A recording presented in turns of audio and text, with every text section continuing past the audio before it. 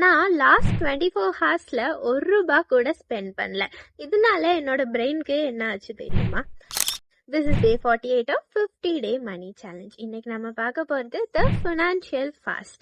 அதாவது நான் அந்த 24 ஹார்ஸ் ஸ்பெண்ட் பண்ணாமல் இருந்தேன் அப்படிங்கிறது வந்துட்டு நான் மணியை சேர்த்துனேன் அப்படிங்கறதுக்காக கண்டிப்பாக கிடையாது. இது எதுக்காகனா it will break the automatic habit of spending money.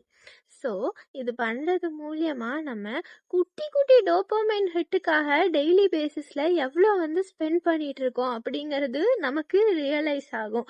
நீங்கள் ஒரு மாதத்துக்கு ஒருக்கா இப்படி பண்ணி பார்த்தீங்கன்னா நம்மளோட இம்பல்சிவ் பையிங்கில் நமக்கு ஒரு கண்ட்ரோல் வரும். அது மட்டும் இல்லாமல் நம்ம பேங்க் அக்கௌண்ட்டையும் ஃபினான்ஸையும் நம்ம கண்ட்ரோல்லையே வச்சுக்கிறதுக்கும் ஹெல்ப்ஃபுல்லாக இருக்கும்.